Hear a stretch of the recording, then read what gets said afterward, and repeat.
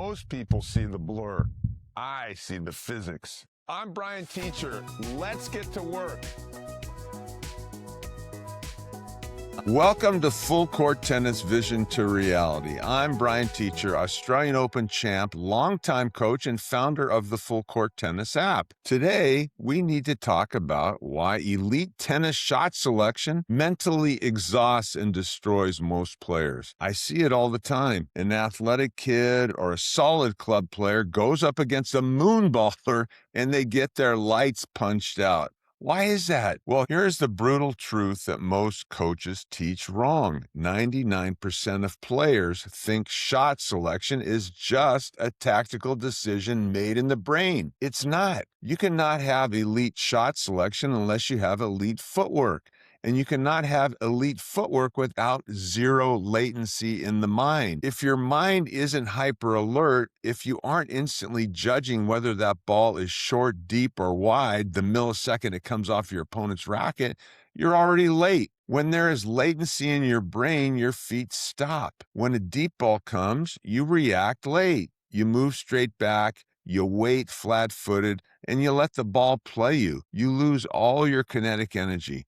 Physics makes the choice for you. To beat the moonballer, your mind has to trigger instantly, so your legs never stop moving. You have to move back, up, and around that ball. You know, tennis is a game of inches. If your spacing is off by just an inch or two, you break your kinetic chain. To truly dictate the point, you have to get the ball exactly between your belly button and your chest, loaded at a 45-degree angle without the ball dropping. Think about a deep lob. If you just drift back under an overhead, you end up falling backward.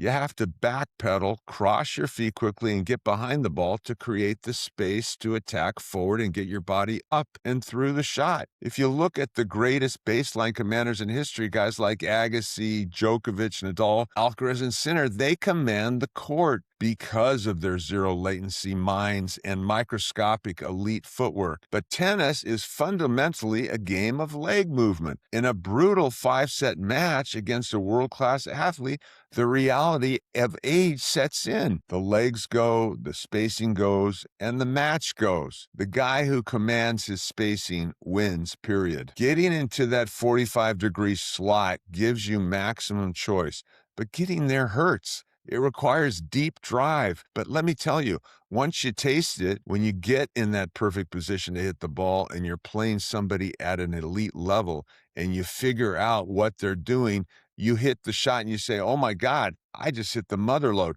This is unbelievably fun. Look at all the power and control and the fact I was able to drive the ball deep through the court. I'm going to do this until the cows come home. I can play like these guys. I can easily destroy that moonballer because now I get it. That's an incredible feeling that blows your mind. Yeah, it's a lot of work, but how much fun is it? If you want to travel the world and play top tournaments, you got to imagine yourself moving like Carlos. You have to see yourself doing the exact shadow practices and core drills that Alcaraz does. Why does he move like a rocket? Well, he's a great athlete, yes, but he was not necessarily born a great athlete. It's most likely because he's thinking about it all the time, doing all the drills and exercises, making sure his technique is flawless. He's training his neural network and his muscle memory to fire, to be alert, and to be the champion he is. He is creating his reality. This isn't rocket science, it's complete mental science. Now let's talk about the choke. Where does that tight, paralyzing feeling come from when the pressure is on? It comes from your default mode network. When you get nervous, your brain panics. It sends a survival signal that clouds your vision, slows down your processing, and completely destroys your zero latency. Your feet turn to cement. To beat that, you have to reprogram your mind. You have to take control and act like the CEO of your own brain. You have to dictate from the front, the prefrontal cortex, and clear out the panic. How do you do that? You talk to yourself. You use your inner dialogue to literally override the fear. And you can do some mindful breathing as well. But you have to see the ball early and command your body. Move your feet up and around. hit it at the 45-degree angle. You have to space yourself to get up at that 45. You talk to yourself over and over, visualizing the perfect strike until you bypass the panic and store that movement directly in your cerebellum. That's where the true muscle memory lives. If you don't act like the commander of your mind, the pressure will dictate your reality. You have to clear the junk out, give the order, and force your body to execute. So ask yourself, are you out on the court brain dead? Are you just acting like a lump on the log, standing around and waiting for the ball, getting some fresh air? You have to look in the mirror. But here's the crazy thing. Your ego lies to you so easily. I've coached players from juniors all the way up to the pro tour, and their egos constantly protect them. I tell them they're flat-footed, and they say, no, that's not true, because they have so much bad muscle memory, they actually think they are doing it properly. Then I show them the videotape, and it completely blows their minds. On FCT, we zoom in on the ball crossing on the other side of the court. Most of the time, they're not reacting before it crosses a net, and that means you're already late. You cannot break a habit unless you see it right in front of you. That is why the top pros use technology nonstop. Download the Full Court Tennis app or get on the Full Court Tennis website right now. Upload your tape, stop it at the point of contact of your opponent and see the truth. Zoom in and out. Our ATP and WTA coaches will show you exactly where your drive gave out. Good energy begets good energy.